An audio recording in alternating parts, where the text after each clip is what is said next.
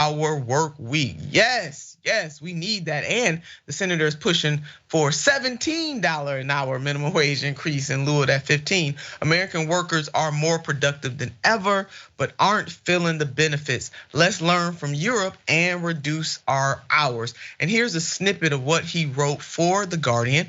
Moving to a $32 an hour work week with no loss of pay is not a radical idea. In fact, movement in the direction is already taking place in other developed countries. France, the 7th largest economy in the world, has a 35-hour work week and is considering reducing it to 32.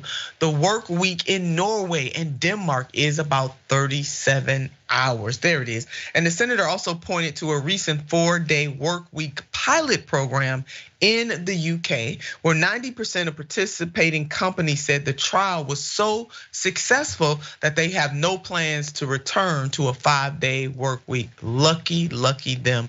Sanders is one of just a handful of US lawmakers to endorse the 32-hour work week. Representative Mark Tancano reintroduced his 32-hour work week act legislation that would cut the standard US work week by amending the FLSA.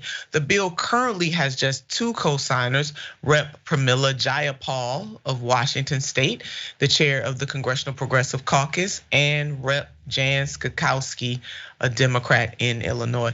I mean, to me, Mike, this is an idea whose time has absolutely come. We're way behind our other sister industrialized nations. And to me, it's just as simple as being a damn shame that we still begging for an increase in the minimum wage, and that we don't understand that by helping workers to enhance their lives, we also enhance their productivity all the way through. I mean, quality of life is vitally important for the success of people when they're working. Yeah, I think that a quote from Bernie's op-ed echoed that same sentiment there, where it's like it's not that shocking that giving people more free time is going to make them happier and lead to more productivity. Because I mean, if you spend the overwhelming majority of your days alive at a place that you hate in many instances, I mean, I hated a lot of the jobs that I worked for, some more than others. It's gonna make you overall miserable, and you're not gonna be as productive. So if you give people more free time to pursue their interests, their passion, to hang out with their families, just be human beings and not focus so much on work, that is going to help them improve work. And there's a reason why the pilots who tested this program aren't going back. It's because it had really good results. And whenever I had the opportunity to, if I had a flexible enough employer, I would always try to opt for 4-day work weeks instead of 3-day work weeks. And they wouldn't like supplement the income, but I thought that if I could work longer days but less days overall, I would have more free time and make me happier. And it did. So I would always opt for that, because like if you have more free time, more consecutive days off, I just feel like that lets you could just do more things. You're just happier as a human being. So of course, if you have people who are happy, they're going to do even more for you. They're going to produce more for you. You can exploit them even more possibly. Just let them be humans, That's it. It makes so much sense, but damn it, begrudge workers the opportunity to live a good life. A lot of these people, and I won't say all of them, but a lot of them believe that people should just work themselves literally to death without having any pleasure time. I mean, it's for quality of life matters. It matters a lot. And if people are happy, it permeates every other thing. They should be able to smell the roses, tiptoe through the tulips if they want to, take a vacation every now and then, get a certified used car if they want to. It's not really asking for a lot, Mike. So really, more members of Congress should sign on to these bills. So shame on them, both Democrats and Republicans. Well, that is our time for Unbossed today. It has been an absolute blast. So sorry we could not get back to more viewer comments, but we appreciate you all so much. Again, it was fabulous as always to have Mike here with us. Please make sure you check him out on the Humanist Report. You don't want to miss it. Baby, if y'all think I go in, Mike goes in a whole nother way. So make sure you tune in to him. And thanks again for being with us. Nothing but love. Now, you know what I want you to do about this time. I always, no matter what, I want you to keep the faith, baby, always. But you have got to marry that faith with a whole bunch of fight. Until next time.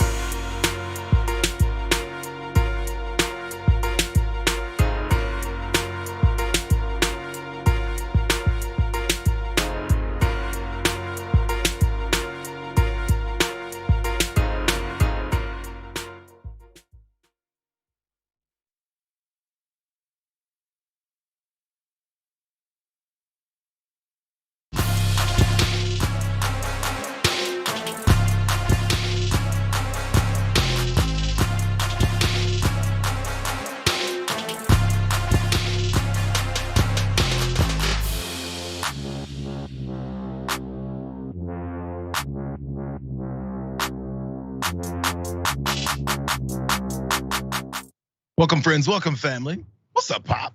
Welcome to the watch list, you guys. It's Friday. It's Friday on the watch list. It's Friday on the watch list, and I feel like I've got senioritis. I've already told everyone here that's working on the show with me. Thank you guys, by the way. I'm about to leave town. I mean, the second this show is over, my ass is out the seat, it's out the door, and it's out of town. All my Vegas folks, be aware. Jayar Jackson is going to be in your city, and I'm going to be effing things up.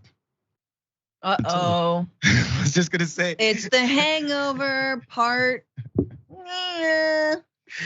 In case you guys didn't know, Francesca Fiorentini joins me on the show. You know, it's perfect. It's like you know me, Francesca. It's like as soon as there's an opening for you to come in and give me hell, there you are. I'm glad you're here, though. It's actually what I kind of expected. Yeah, of course I gotta clown on you. So you're falling. I don't want to be ageist, but you're creeping up maybe on a midlife crisis. So go easy, go easy. Not enough for me to like have new Corvettes or something. I feel like for some reason new Corvettes has to be the midlife crisis. Sure, yeah, Corvettes like that's how we know we're old, because we're like, yeah, that feels right when you're 1986 or something. Oh no, a new one. An old one is just like you want to work on some piece of garbage car, which I already do. I've got one of those. But it's gonna be a fun-filled weekend, you guys. But before that, we have to take care of a little bit of business, Francesca. All of these stories we're going through, maybe we can solve a couple of problems. Maybe we can have nice, robust discussions. I look forward to everything we're getting into today. Matter of fact, let's start right off at the top. We've been seeing these scandals build and grow surrounding the Supreme Court. And although it's all circling around Clarence Thomas's ass and the things that he keeps doing, all the response doesn't seem to be doing much about it either. But we've got another one today. Maybe this will change things. Let's start here. But the Washington Post this morning then has this, if you could pull it up for it says, judicial activist directed fees to Clarence Thomas' wife and urged no mention of Ginny Thomas, and that Leonard Leo told you, Republican pollster Kellyanne Conway, to build the nonprofit, then use the money to pay the spouse of Supreme Court Justice, but not put her name in it. I'll give you a chance to respond to that, because I've seen other networks this morning really covering this as if it's big, huge breaking news. What do you say? Well, clearly I didn't watch any of that, but this is 2011, 2012, according to the Washington Post. So these people will stop at nothing. They want Clarence Thomas to resign so Joe Biden, of all people, can replace him. Of all people can replace him. Kellyanne Conway appeared on Fox News, our safe space, to go and talk about this latest scandal surrounding Clarence Thomas. Kellyanne Conway's involved in it as well. As a matter of fact, I'll give you those details, but I want to go back to the second shot before we get further, because Kellyanne, I want her to continue explaining herself and maybe the reasons why she's been caught up in this, and you'll discover it has nothing to do with her own choices or personal responsibility. Watch more. With one of his own. In this case, Ginny Thomas was one of my contractors, and she had worked at the Heritage Foundation. She was part of the grassroots, is part of the grassroots. She had worked in the Reagan administration. This is a serious person who for years had worked in public policy. And at the polling company, we did public opinion research and data analytics. We had no business before the court. Mm-hmm. But how do you feel about being dragged into this? I mean, your name is now a part of this.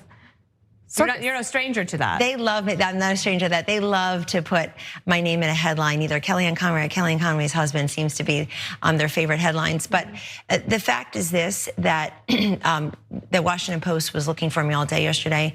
I want to look them in the eye and tell them I'm aware that you contacted a lot of my former employees, and you suggested to one of them that you go to her home and look at her old emails. That is so beyond the pale, but that's who they are.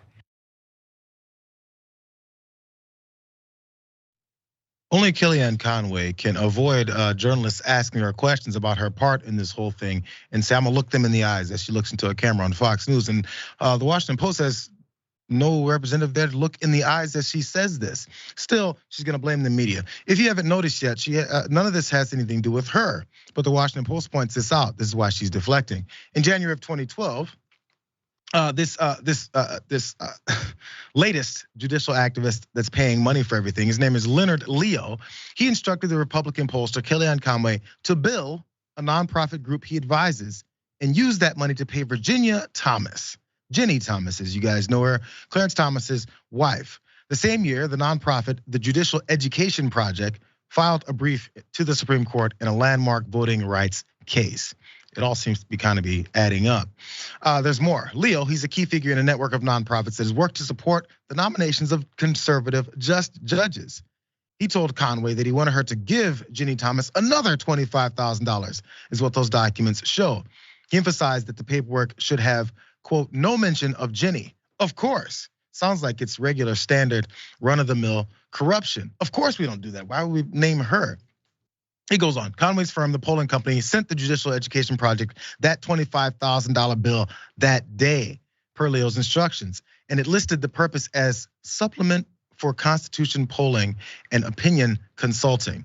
No mention of Ginny Thomas as they directed her not to mention, and also ever since then, no mention of it either. So for some reason, Francesca here, Kellyanne Conway is gonna bring up the fact this happened in 2012, as if that makes any difference. If nothing else, that tells me this has been over a decade of you guys with this corruption covering it up and continue to act like, oh man, it's been over 10 years ago. How dare they talk about old corruption? They could be talking about the corruption I did last month. Kellyanne Conway, just like corruption's TaskRabbit. You know, you give her money to give to the wife of a Supreme Court justice and she will do it. And don't you dare ask questions. Oh my God, I literally work for anybody. You know, I have sold my soul multiple times. Don't tell the devil. Like, this is so egregious, guys. And the fact that we know, according to this reporting, that it says, you know, of course, don't mention Ginny Thomas, is, as JR, you said, it's a total tell. It's a tell that this is incredibly corrupt, hopefully illegal, but like, what is not illegal and what is scary is that people like Leonard Leo have been behind the scenes in the far right push behind the Supreme Court for a long time now. The guy's a billionaire. He's a businessman from Chicago. He's been behind all kinds of anti-choice, like pro-corporate, pro-privatizing education, anti-affirmative action, anti-voting rights. He pulls strings behind the scenes. So I love how the right accuses the left of being, oh, we love big government. Oh, you just believe in your nanny state. No. You believe in being the handmaid of a billionaire. Talk about nanny state. You're the ones who are being actually manipulated by a billionaire. So you're mad at us because we believe in government? Like, you guys are just foot soldiers to whatever a billionaire wants and whoever they want to buy. There's so many of these parallels that we could use. I mean, we know this is an easy comparison for people to make. Say it was what they always say. The George Soros funded DA, the George Soros funded this, the George Soros funded politician, the George Soros funded lib. And 98% of the time, George Soros had never heard nor done any dealings with these folks that they claim to be. But when you see it direct, it's been confirmed. They talk about it for decades of these types of exchange for payments and direct influence on the court. Then they go, what are you guys talking about? Everyone has friends. What are you guys talking about? So again, the main purpose of this is that they've purposefully avoided letting anyone know these in disclosures, these types of gifts and payments that have been given, because it's just so random and cloudy behind the rules that are involved. So if nothing else, what some politicians are asking is that there's some ethics finally get introduced to the Supreme Court. So when they do violate some things like this, there's something we can go off of. But the reason they're pushing back on that is because why would we want any kind of ethical guidelines within our court? Then we'd have to do something about it. It's almost like they know how this whole thing works. We just make the law. We don't follow the law. Are you kidding me? We're Supreme Court justices. Ew. And of course, we see the Democrats in the Senate, Dick Durbin specifically, is like, well, not much we can do. Just gotta wait for Justice Roberts to, investigate. Doop-a-dee-doo. Meanwhile, Dianne Feinstein's like, I'm not holding anything up. Where am I? I don't know. I literally don't know. Don't know. Because apparently Dianne Feinstein is the tiebreaker, not only in appointing other justices, but in investigating and subpoenaing Clarence Thomas to talk about this. Which of course they're still not going to do. You know what? Because you brought up the way that they're talking about whether or not Clarence Thomas is going to talk about this or not, and whether or not investigations are going forward. There's another Republican politician who's running cover for this, and he is bringing up these investigations again. Investigations, and maybe you can tell me, Francesca, where these investigations are, because what he doesn't want to talk about is why Clarence Thomas has been engaged in this. Now, listen to the question in this clip and then the non-answer behind it. Well, listen, first of all, we're talking about a report from ProPublica. Let's say if there's going to be an investigation and it's something where the court has to do that, let's let the court's investigation run its course. I think the unfortunate thing here is that we have too many people trying to jump to conclusions off of a media report instead of letting the actual process go forward. So before we go down this line and try to pitch shots at him about what was going on trip A or trip B, let the ethics investigation run its course if that's what's going to occur. But we shouldn't be trying to impugn his character based upon a report from a couple of media sources. We have seen time and time again through media sources that these things typically don't pan out. And to be clear, the details of the report have been largely confirmed. Harlan Crow confirmed that he made these payments. And one of the interesting things is that Justice Thomas did disclose one of these payments at one point, but not all of them. So the problem is media reports, because of course, in principle, when it comes to conservatives, if anything is reported, especially from reputable sources, don't believe it. Listen to us, who are the ones that are actually on the line, the ones who have actually been reported on. What does that seem like? Don't believe your lying eyes, just listen to me, I'm your master. Byron Donald's there trying to run some more cover there as well. By the way, last thought here. This is in addition to the payments to him for all these travel for years, Clarence Thomas and Harlan Crow. Harlan Crow also buying Clarence Thomas's mother's house. Another big donor paying, I think it was also Harlan Crow was there as well, paying for the great nephew of Clarence and Jenny Thomas to go to multiple private schools. No big deal. Yeah. They're just doing what regular Americans do. Yeah, let the process of doing nothing at all work itself out, JR. Just wait for you to forget about it. Oh, I hear Donald Trump's back in the news. That's all it takes. Let's jump to this next story, you guys. There's these conservative pundits have flown off the handle. And by the way, this is the age-old bitching and complaining argument we've heard, but the reasons are always the same. Let's go here. And it is, again, a decision that no one can logically or morally defend. You know, the idea that there's a word that cannot be uttered under any circumstance is completely insane. And it is not something that there's no other word in the English language or any other language in existence that we have those kinds of rules for. Judging on your skin pigment, if it's this shade, you can't say it at all under any circumstance. But if it's a little bit of a darker shade, then say it all the time, and it's totally fine. So there's no context where it can be said over here. There is no context where it can't be said over here. And we are going to decide that based on how dark your skin is. Matt Walsh isn't very happy, you guys, because he wants to be able to step outside of his friends and also his own house to spout off the N-word anytime that he'd like. As a matter of fact, he'd like to wag his finger in some black person's face and call them names as many times as possible. Maybe even like incite some violence towards them as well. It's okay, Matt, we already know. You say it all the time. His problem is that he'd like to go ahead and go back to the good old days of saying it like they used to, because he just doesn't understand. Dennis Prager also doesn't understand, surprisingly, more. And the more the left controls, the more totalitarian it is. That is not an attack, it's a statement of fact, like 2 + 2 = 4. It is idiotic that you cannot say the N-word. Idiotic. Of course, you should never call anybody the N-word. That's despicable. But to say the word, you can't even say that the word is despicable. You have to say the N-word. They're so very upset. Not only can humans, they're upset about them, these conservatives, whether or not they can say the N-word or not, because again, we know you do. But apparently Ben Shapiro, I hadn't heard about this before today. Ben Shapiro also in the past had issues with the way, we know AI is blowing up. They can't even utter the word. Man, I wish I had some kind of escape here. Let's listen.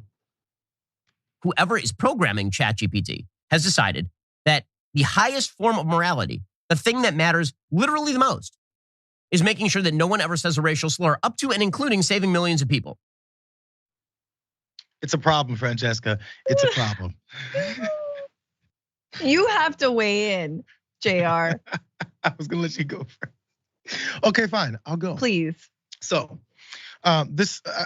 every person has heard these conversations had, especially folks that are many times the targets of these types of things. So what is it that, my question is, I wonder what is it that's bubbled up under the surface for these folks to be so upset right now about it? Number one. Number two, their problem is they're acting like this is some kind of law. And I would go to remind them that you can say the word all you want.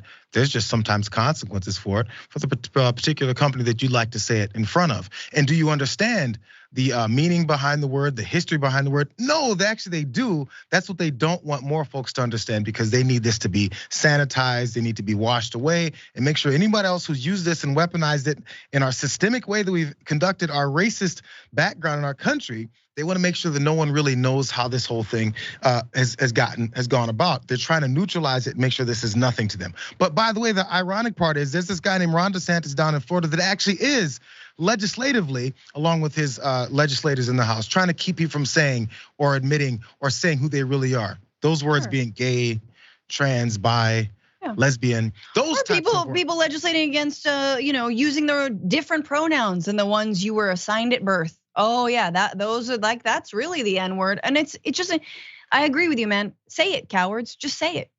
Yeah, reclaim it. Do it. Let's see what happens. Let's see all your advertisers jump ship, and then you can call them woke, and then Mike Lindell will swoop in and be like, I have a feather left of my pillows. You know what I mean? Like, this is what the right has. That's all they have left. It's all they have left. They are so bored.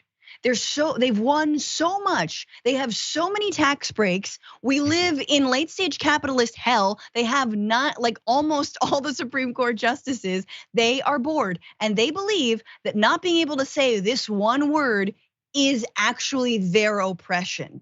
That, like, you have black privilege because you can say it and they can't. And that's all it boils down to. And the funniest thing is, why now, Jayar? Is in part, as Shapiro said, is part because ChatGPT has more of a moral center than Ben Shapiro and Dennis Prager do, because it's not saying it. And that's why Elon Musk thinks ChatGPT is like too PC. Like, these people are on one. They're so bored. Go play with a dog. Play with your children. Actually, stay far away from children. That would be the actual other problem. So yeah, it's come to this next thing. They've run out of things to complain about, because whenever everything else is already handed off to you, then why would I have any issue with anything else? So this, I really would like to know the origins or the reasons behind this latest anger and negative push. By the way, there's a couple words. This is a society-based thing, you guys. There's a word that's used more freely over in England. That's disparaging and many times used towards women. And we don't say it here either. I guess that's next week for them to complain about, because we need that in our vocabulary as well. Let's go ahead and take this first break, you guys. When we go back, we have a couple more. This is the story I was mentioning just before we jumped on. Alex Jones apparently was pranked, and he is not very happy about it. As a matter of fact, he wants the law to come after that prankster that got a hold of his phone number and called him. Badly enough. And we also have yet another instance of someone using their gun to shoot at random innocent folks because they were upset about a very minor inconvenience. It's the regular way that we go about life in this country. We'll do that when we get back.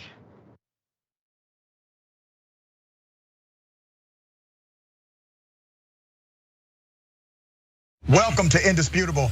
I'm your host, Dr. Rashad Richard. We got a lot happening today. But what do we do on this show? We tell the truth. You know why we tell the truth? Because the truth is simply indisputable. Rashad, great to be here. Congratulations on the new show. And I gotta let everybody know that Rashad and I go way back. Here's the pattern that we see in all of these Karen stories. They think they own stuff they do not own. Now, where does that come from? I don't know, maybe slavery. Maybe they think they should still own black people. This is what happens when Karens weaponize the police.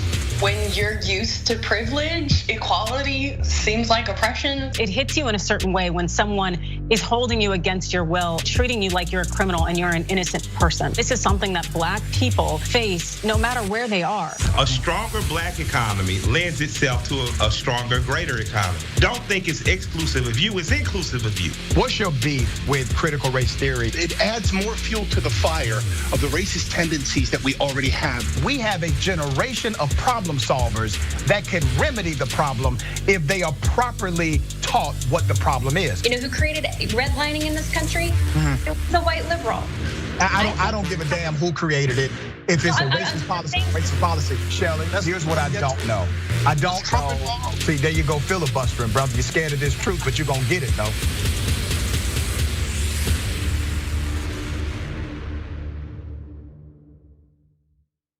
Climate is changing fundamentally, extremely, and non-linearly. It's becoming worse now. It's not when the levees burst that is the problem. It's in the anticipation of that. So I hope every human being is safe. And by human beings, I do not include multinational corporations, especially the ones that started climate change in the first place. What we're currently doing right now in cutting emissions is clearly not enough. There will be ramifications to what Trump is doing. I don't want people to suffer, but I feel like there's going to be a lot of suffering because we have an imbecile as our leader.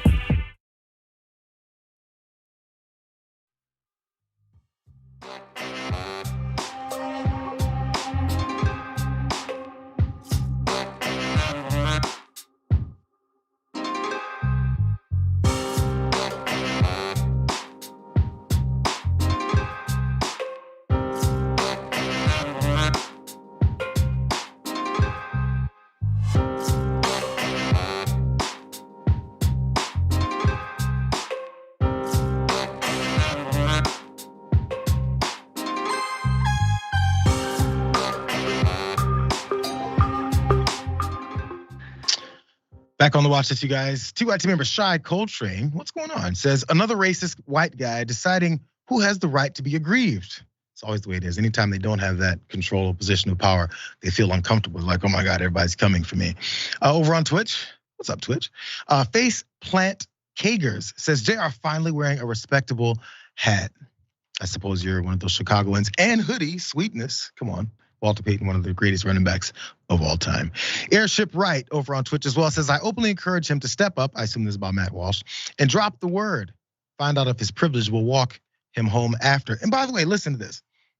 It's always based in whether or not you're gonna get your ass whooped by some black person who said, what'd you say? It's always that. And that's actually annoyed me a little bit before in the past too.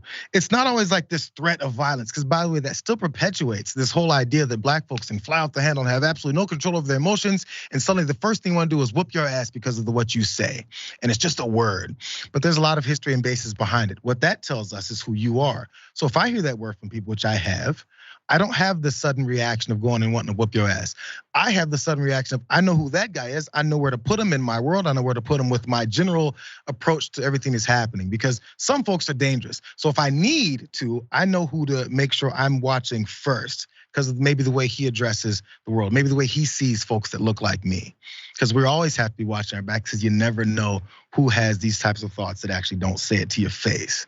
So when you do say it to folks' face, at least be ready for whatever it is you're gonna get. Maybe it's how often do you use that? What is it you really think? Is there some basis for your thought process? All that is already assessed. I figured out for who you are. So no, you're not always gonna get your ass whooped, but you're definitely always in the wrong.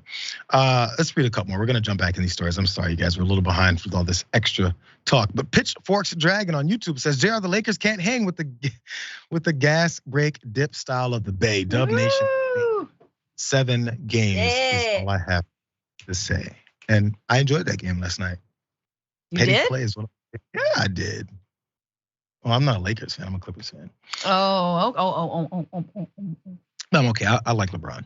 Last, you guys, Virginia Thomas, AKA the Ice Dragon, says Mike Lindell does not have feathers in his pillows. He has rocks in them. Seriously, they're bad. Is this from another day?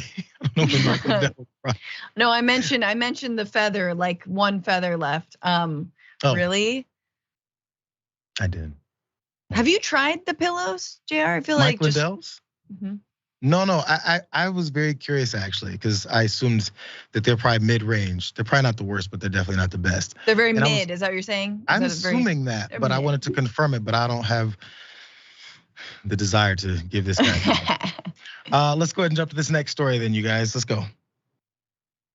Let me tell the little prankster, Prank Stallone something. Tucker Carlson's lawyers are involved in what you did, we believe is a crime. So I think even though you think you're safe up in Canada, you're gonna get arrested for what you did yesterday. So keep laughing, you little arrogant person. And give me your best. Leak my phone number everywhere, attack us more. You mess with the wrong people, son. You mess with the wrong people, punk. You mess with the wrong people, punk, son. Well, most people, I guess they do respond to prank calls this way. One, Alex Jones is very upset about Prank Stallone, who actually sought him out and had a phone call with him. Except he used some AI-generated technology that sounded like Tucker Carlson, and somehow even fooled him into believing that he was calling him directly. So Alex Jones wasn't done talking about how upset he is about this. He wants more punishments for this particular guy. Watch. The gloves are off, guys. In fact, I'm gonna file a criminal complaint because what you did to me is nothing compared to these women with their daughters and sons, but it's the same crap. You don't get to steal our phone numbers and pose as us and then in our voices say things we never said. We need to punish these people. They need to be dealt with. I call for him to be arrested now at the CJS on Twitter. In fact, let's show his original tweet if we can. So he starts saying sexually explicit things. I want to co-host a show with you. I want to, do sexual things to you. And I said, this isn't Tucker Carlson. Instantly, my brain says this is AI and somebody who spoofed his phone number calling me doing it. He was just about to read the tweets that Prank Stallone did exposing this whole thing and what he went about in pranking Alex Jones. And if you see his grubby fingers start to reach for the picture, we can't. This is a family show. I'll read them for you. This is what Prank Stallone said he did. Okay, so let's say someone has Tucker Carlson's cell number and also Alex Jones's cell number and also an AI Tucker Carlson voice. They could, in theory, call Alex Jones and pretend to be Tucker and have a full conversation with him. Anyways, I just did that. And he went on to say that he's gonna be posting this video later, probably by Monday, about this conversation. And he said, people commenting about me getting sued and how I should talk to lawyers. Best shut up or you'll talk me out of posting it.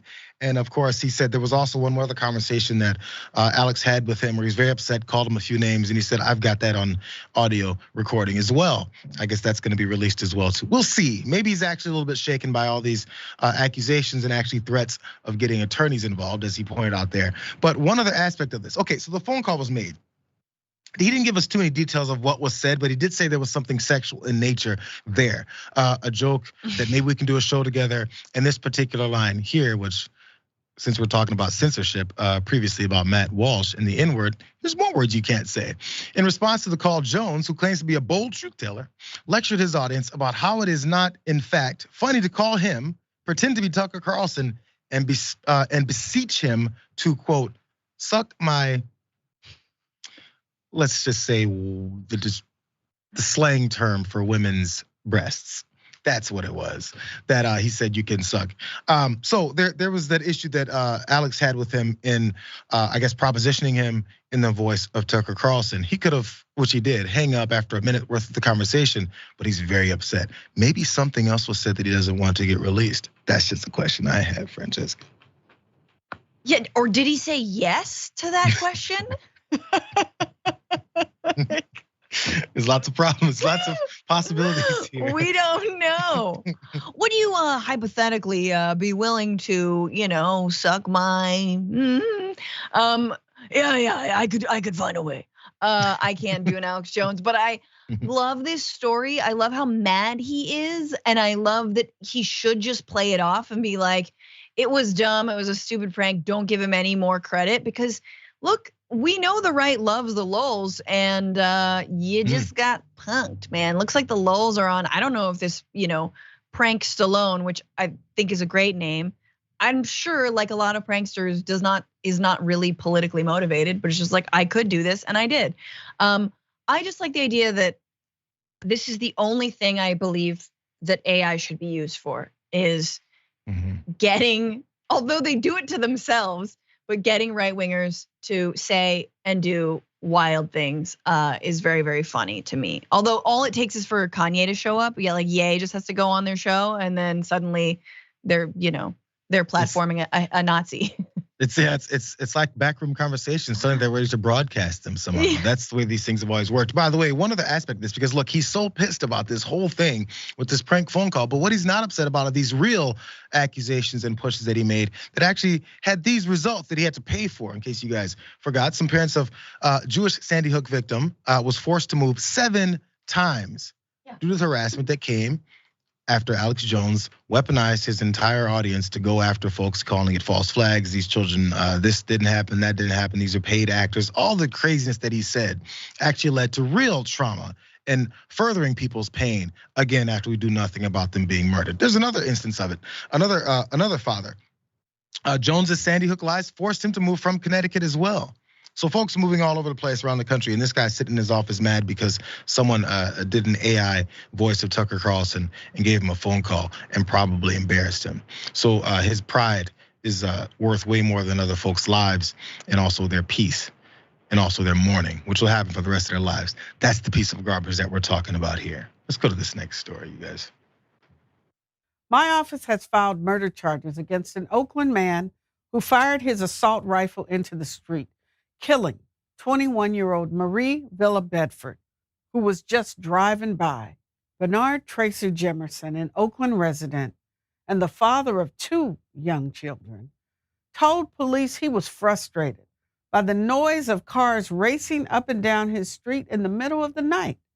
He went outside with his rifle and shot at passing cars, hitting and killing Marie Bedford. Today, because of a decision he made in anger, Mr. Jemerson is facing a sentence of 27 years to life. Mr. Jemerson is charged with second-degree murder, shooting at an occupied motor vehicle, possession of an assault rifle, possession of a firearm and ammunition by a felon, and a gun enhancement. Horrible situation up there in Oakland. There is Alameda County DA Pamela Price detailing the situation and charges coming for another gunman that decided to take, I guess, his life in his own hands as he went to take others' lives away, shooting into traffic because he was upset about the loud sounds from people racing up and down his street. The victim here in this case, as they pointed out, was Maria Villa Bedford. She was just driving down the street. She was 21 years old before she was killed. Again, because of the gun violence. And the DA actually had some words to say about that too, because of how rampant it is. Let's watch. There are too many guns in this community. And there are too many people who are too quick to use a gun, believing they have a right to use a gun when they do not. It needs to stop. And when someone takes a life under these circumstances, we will hold them accountable. The man being held accountable, here's his, I believe, I guess his mugshot there. Bernard Jemerson, as he's been detailing here.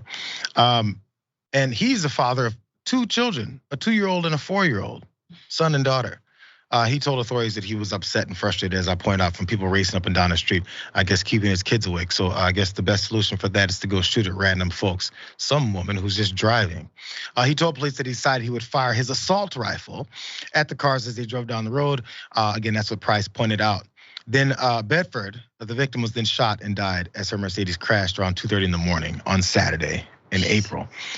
So amid this investigation to this entire incident, Oakland police said they seized 2 listen to all this, 2 AR-15 rifles, 2 handguns, high capacity magazines, rifle magazines, 194 loose rounds, and some body armor. Authorities also said that the weapons were improperly stored and were accessible to his 2 young children. I mean, I think he hit the complete gauntlet of all the things that irresponsible gun owners do, and a couple of things that responsible gun owners do, like step out in front of their house and go, you know what, I'm upset about something completely unrelated to who I'm shooting at. Let me get to shooting. I want to point out one thing, Francesca.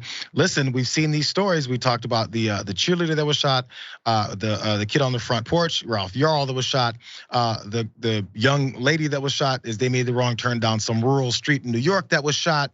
And the list goes on and on and on. And what you'll see is each of these perpetrators will spread from old white guy to young Latino cat to middle-aged black guy to that. But the one thing that's always in all their hands is these types of guns, and also that morbid, loose interpretation of what it is to be a responsible gun owner. And they think me shooting at random citizens is me being one of those, because we've been told that our entire lives. Yeah, also they're men.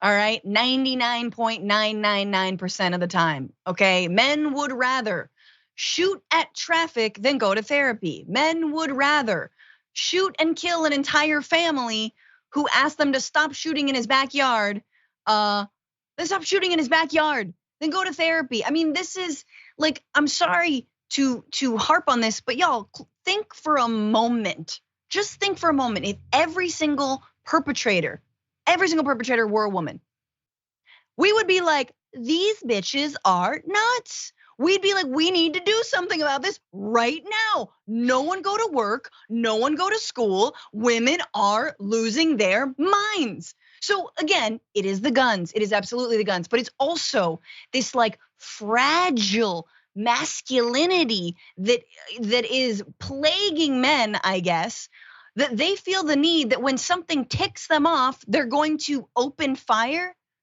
So I don't know. I don't know what's easier to solve in this country, toxic masculinity or our rampant gun problem. But either way, let's do a buyback. Let's do a buyback of guns and a buyback of like, I don't know, fragile dudes. Souls. By the way, you said if women were doing this, we'd be saying so like, look at these crazy bitches. What's going on? We already said based off of them wanting reproductive care, maybe wanting to be called by the pronouns that they are, those types of things. Then we get that upset about those things. When someone else gets shot, it's, well, he was fearing for his life when the child knocked on his door. These people are disgusting. By the way, there's issues that are happening with the DA Price here and the fact that she's coming after this particular case. Some folks are wondering if she's trying to toughen up her stance because people are calling her soft on crime because of some other instances that she's had with violent crime where it seemed that she was ready for plea deals for a triple homicide person and all these types of things. So maybe she's tightening it up there. And I just want to submit this one suggestion. We can incarcerate people that commit murders, and we can also try to prevent these types of things from happening with the number of guns and the style of guns that we allow people just to carry war weapons out in the street to use. It's a crazy suggestion. So everyone that's upset about the leniency of these hardcore criminal actions, you can also be upset about the fact that we keep allowing folks to be in a position where they can pull off these crimes. It's okay, we're smarter than what you think. Let's go ahead and jump to this next story, you guys. Ed Sheeran is in the news. I've been seeing him bouncing around the news, but I was like, this can't be that interesting. But you know what it is. Let's go. Good morning, afternoon, everyone. Thanks so much for being out here. I'm obviously very happy with the outcome of the case, and it looks like I'm not having to retire from my day job after all. But at the same time, I'm unbelievably frustrated that baseless claims like this are allowed to go to court at all. We've spent the last 8 years talking about 2 songs with dramatically different lyrics, melodies, and 4 chords, which are also different and used by songwriters every day all over the world. These chords are common building blocks, which were used to create music long before Let's Get It On was written, and will be used to make music long after we are all gone. They are in a songwriter's alphabet, our toolkit, and should be there for all of us to use. No one owns them, in the same way that nobody owns the color blue. Ed Sheeran is celebrating today because he has won this particular case after he was being sued for copyright infringement for his song Thinking Out Loud. Apparently it took the same chord progressions as Let's Get It On. I'm not a musician. I'm only going off of what I'm seeing and hearing here throughout this whole thing. Apparently, he wasn't found liable for stealing and ripping off that chord progression, and now he's happy about it. One small element of this whole thing, though, as it was going through the process, he even had a threat publicly. Told everyone, if I lose this case, I'll just stop making music altogether. And everyone gasped and went, no, Ed. Please. I'm sorry, I kind of like some of this stuff. But still, the prosecution said there's a different angle to this whole thing, though. It's not just about the chord progression. It's not just about stealing music. It's also about the racial element of music. Let's go. Sheeran's trial lasted 8 days, but jury deliberations lasted just a few hours before deciding that Sheeran was not liable for copyright infringement, as the family of Ed Townsend, Marvin Gaye's co-writer on Let's Get It On, had alleged, and their attorney Ben Crump had pleaded with the jury to please give credit where credit is due. Beyond the copying of chord progressions or sheet music, this case to the family of Ed Townsend had a racial and cultural aspect to it because they feel like white musicians have misappropriated black music for generations, and here they thought they had an opportunity to right that wrong. But the jury did not agree and found Ed Sheeran not liable. So he was not found not liable there, but then there's that element then there of the types of music that generally gets used and then written off as the creations, the origins of the creations for folks like Ed Sheeran. And maybe that wasn't part of the particular aspects of what they were deciding within the case. But I think the family, again, of the writing partner of Marvin Gaye for this particular song wanted that at least out there. And that's an age-old discussion that's been happening. I think even, did you ever watch, Francesca, did you ever watch, your kid is too young for this, so maybe you haven't. The Trolls movies, did you ever watch those? No. They're actually really good. Part two, the entire purpose, the entire plot of part 2 is talking about how black music was ripped off and used for all these other kinds. Oh, so it's woke trolls now. I see, I get it. And Ed Sheeran's finally fighting back. I feel like Ed Sheeran looks like a troll. I mean, and can he do something different with the hair? He's got a beautiful voice, but my God. Look, I think it's a interesting way to try and prove what is something we all know, which is the, appropriation of black music by white musicians for time immemorium or whatever. Like, it's been happening for a long time. Can the Rolling Stones be sued by the Muddy Waters estate? Like what, Screaming Jay Hawkins, whatnot. So, but I do feel, knowing this song and knowing Let's Get It On, that they are different enough. And that's just from me being a classically trained musician because I like music. Yeah. That being said, Robin Thicke and Pharrell Williams had to pay $50 million. Not 50, 5 million, excuse me, which was a drop in the bucket, but 5 million for Blurred Lines, stealing from what was it? Was it Al Green? No, it was Marvin. No, it was Marvin Gaye too. That's what's crazy about this. It was Gotta Give It Up. And that was legit. Like that was straight stealing, in my opinion. And in my opinion, that was way too similar. That's why I liked it. I was like, oh, this slaps. Oh, it's because it's basically you got to give it up. Yeah. What about the not that this is exactly the same. It's not as far back or thrown back. I've heard a couple. What's her name? Miley Cyrus. Her new song is basically Bruno Mars' song. She has her new song, even played everywhere, is the same song. And I think it is even the same lyrics. It's even potentially even a remake. And some folks are like, yo, you just stole this song. And in that case, I thought, doesn't that happen to music all the time? It's literally a remake. I mean, there's only so many pop hits, Yeah. So he's made it through. But look, maybe this explainer will actually tell us more, because you talked about how it's potentially different enough. But this chord progression is one of those things. Apparently this viral video I had never seen before illustrates exactly how this same chord progression that's used in these songs can be used in so many others. Here, maybe you can tell the difference. My life is brilliant. My love is pure. People killing, people dying, children hurt, and you hear them crying. Forever young, I wanna be. I was singing, I had to stop right when I was told to come back in, because I'd like for you guys to hang around. So yeah, I think that does show at least what happened for Ed Sheeran here. So maybe he'll at least think about it as he goes forward. Or maybe he won't, who knows? Let's go ahead and jump to this next story though, you guys. This is probably my favorite of the day. It is a little bit of a mix of good news, but also someone bouncing back and getting back on their feet and a saving of a life. I mean, it's all kinds of good news around. Let's go. She fell. Yeah, she fell. Yeah, and they can't get out because they hurt like the knee so bad. Oh, you are the man. Yeah. Lifesaver right there, man. Jeez. Yeah, like they say, perfect time. At the right place at the right time.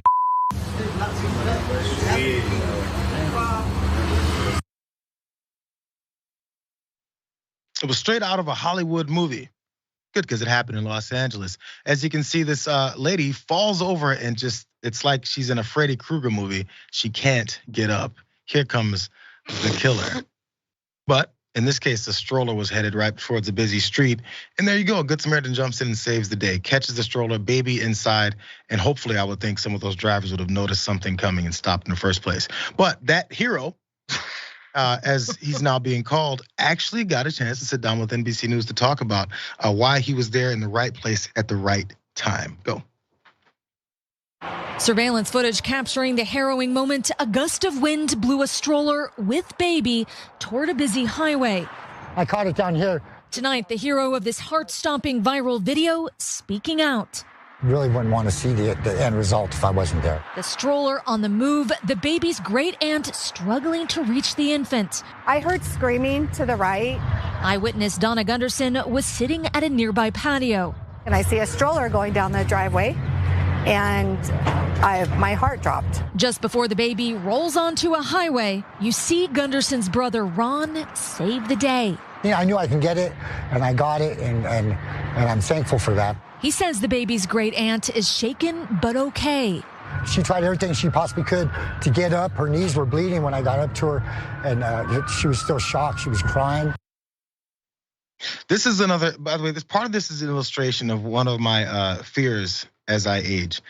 The fact that she couldn't jump back up and get to that stroller, and then the panic set in her head because her body wasn't responding in the way that she wanted it to. The helplessness surrounding that, specifically in a situation like this, leads then, of course, to someone coming and having to save the day. If you're alone, then you're just kind of screwed. I think there was everything in her to try and get up. God, it's hard to see. But again, as we talk about, Ron Nessman is the hero here. And he jumped up, ran, and why was he just sitting there anyway? Apparently he had fallen on hard times, and there he was then looking for some kind of work, some kind of place to stay. Let's watch him tell more of his story. Ron telling NBC's Los Angeles station he's fallen on hard times. At one point, homeless and struggling with depression. You want something different in your life, you're going to do something different. And that's where I'm at today. After this close call, relief for having been in the right place at the right time. Francesca, where's this man's GoFundMe page? Where is the GoFundMe page at now? No, yeah, he's great. I love him, and there are way too many people living in cities right now who are falling on hard times. Yeah. Obviously thinking of Jordan Neely in New York. So I'm glad that this ended happy. I have to say, as a new mom, is very funny to watch. It's not scary. It's funny to me to be like, watch someone kind of go like, no, oh no, my baby. I love my child, right? Of course, I'm not saying that, but it looks like she didn't really try. Don't get mad at me, chat. Don't cancel me, people. It's just funny to watch someone who it seems like she didn't really, and then it was like a slow rolling, like, no, anyway, do I have time to check my phone? No. It's just so, like, how do you not save this baby? How do you not get up in time? It looks deliberate. I know it's not. Don't cancel me, internet. But there's a couple things you can do, Francesca. It's been a long time since I pushed my kid in a stroller, but they have these locks on the wheels. Don't get me started. Maybe you're in a rush. Maybe I have a story where I was babysitting a kid and I didn't know there were locks. Yes, obviously I was not qualified at the time. Parents were super chill. Baby went down a little landing, two stairs, and I was like, I thought my heart, like my soul jumped out of my body. Yeah. She was fine, but there was a mailman right next to me who, I swear to God, I'll never forget his face when he was just like looked at me like, like, are you kidding me? Are you an idiot? I was like, I am. I didn't know there was a lock. Anyway, y'all, leave your kid in the care of someone who can run at least. Well, this is great aunt. I guess that is somewhat in her care as well. Whoever left their baby with her is, well, maybe they'll think up and look different. It's a learning lesson. I guess we'll put it that way. It's a learning lesson. Glad everyone teachable moment. Fine. Which, by the I'm way, sending this to my mom immediately. To make sure that she knows. Yes. We're not gonna have this kind of behavior. There's locks on the wheels, and we do high knees before every day. By the way, Ronald Nessman is the man who saved that baby. He's been, we talked about the hard times. He's been living with his sister because of his homelessness problem. And also part of that depression that he went into is because his girlfriend suddenly died. It's been 7 or 8 years. And he lost his job as well. And he just recently applied for Applebee's that day and was sitting there waiting for a call. Got a call back. Good news. My man is now hired at Applebee's. That does not mean he shouldn't have a GoFundMe. Drop this guy a couple dollars. Let him know that people appreciate one of these good Samaritans that's left, especially in Los Angeles. Okay, you guys, what do we have coming up next? What's next? Fine. There's these folks are protesting still in Los Angeles over the writers' strike. You might be maybe you won't be surprised to see some of the faces that are in support here. Let's watch. That run this industry that say, look, times are changing. We are not making as much money as we once did. This is not the golden era of television, although some of us would argue the shows are great. What do you say to them? So I'd point out the fact that David Zaslav, the CEO of Warner Brothers Discovery, which is, the parent company of the network I'm talking to you on right now, was paid $250 million last year, $250 million. That's about the same level as what 10,000 writers are asking him to pay all of us collectively, all right? So I would say if you're being paid $250 million, Ted Sarandos made about $50 million last year. These companies are making enormous amounts of money. Their profits are going up. It's ridiculous for them to plead poverty when the writers who are making their shows, some of them are not able to pay their rent or their mortgages. I literally know writers who have had to go on assistance because they have not been able to make their year. If you look at these companies, they're making more money than ever. It's the people who make the shows for them that are making less. Adam Conover, thank you so much for coming on because you ruined everything. You may have just ruined my career, but I don't mind. Appreciate you coming on. She don't mind. Adam Conover there, of course, Adam ruins everything, talking about the exorbitant pay of CEOs, specifically like the parent company for CNN, versus the way these writers, which I assume many people would look up and say, yo, they're writers. They've wrote for big time movies and shows. They're fine. Not always, you guys. So he's pointing out the degree to which these things are actually needed based off of how much money is being brought in and given, again, like any other corporation, to the highest folks and executives involved, and everyone else kind of gets the trickle effect, a drip effect, if you would. He teamed up with one Hassan Piker. Maybe you guys have heard of him before, especially over here at TYT. They were out in the streets yesterday, joining the picket lines and also helping disrupt some things. They even changed locations after they were in that first location there and went over to a Marvel shoot, Wonder Man, which I didn't know that was in production there. From the sounds of it, maybe they shouldn't shoot it. But what was discovered is if they show up these types of things, they can shut them down if there's only 2 protesters there, which I didn't know. Let's watch more of what they were doing. Anyone want to help shut down a Marvel production in Hollywood? I'm at Miss Ellie's in Hollywood. Yeah, Caroline. We got tipped up by the We're gonna go shut down a Marvel shoot. We need to cover 3 to 4. So did they tell you what this is? Can you tell us? Our understanding is it's a Marvel Disney Plus show called Wonder Man, and they're doing pickup shooting. That's our understanding.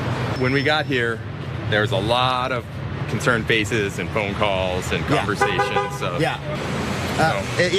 Because you do feel bad because there's people who are just doing their jobs in there. Yeah. Who are like, someone else is going to scream at them. But at the same time, if we shut this shoot down, the Disney is going to lose a couple $100,000 on this location rental, on all this equipment.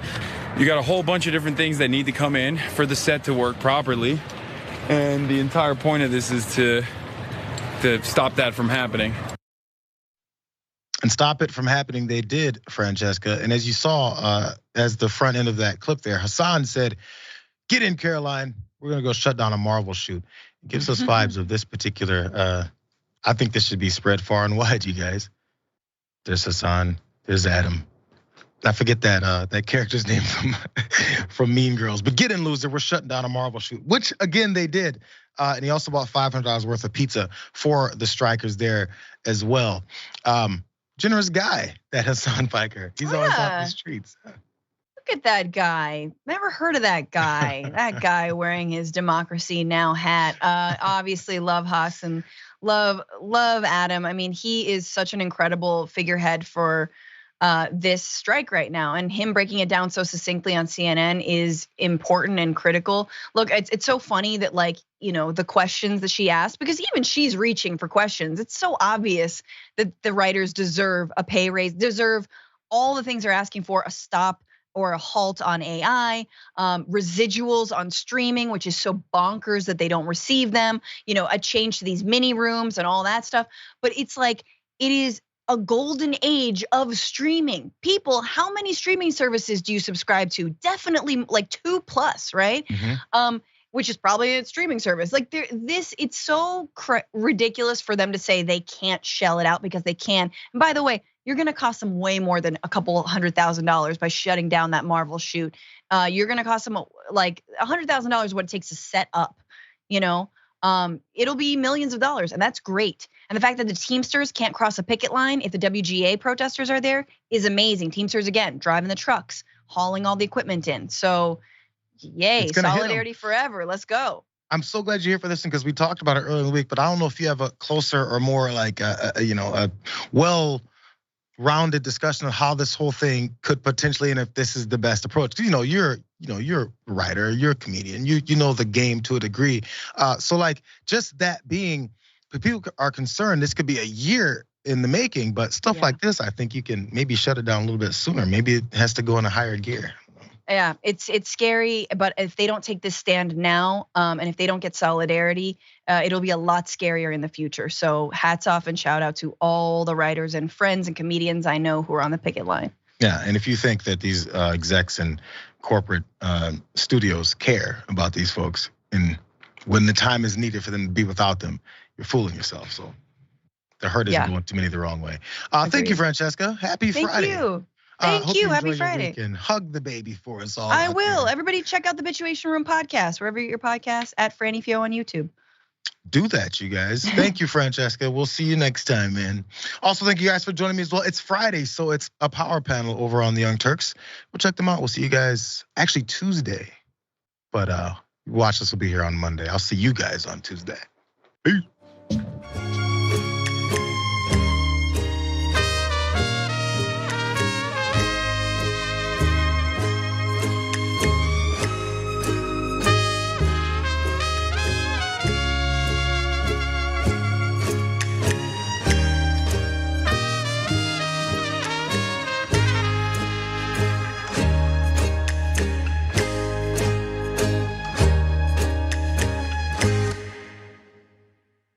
Stop with the questions. Celebrate. Woo!